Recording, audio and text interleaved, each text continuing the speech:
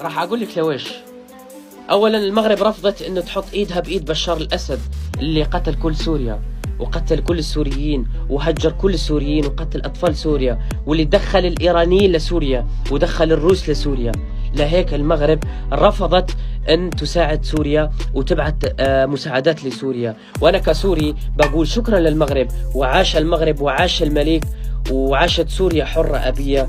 وبرجع بقول شكرا للمغرب من كل قلبي من كل قلبي من كل قلبي. وأنا أحط لكم هسه فيديو يا جماعة الخير، راح أحط لكم فيديو أخ جزائري حر عم يحكي في أرض الواقع في مدينة إدلب، وعم يحكي في أرض الواقع. وشوفوا شو عم يحكي يا جماعة الخير. يا إخواني في الجزائر، أنا جزائري اسمعوها مني، والله أنا الآن في المحرر، أنا الآن بين شعبي بين السوريين. أقول لكم والله النظام يكذب عليكم، الحكومة الجزائرية تكذب عليكم. ساعدوا بشار، أيعقل بشار.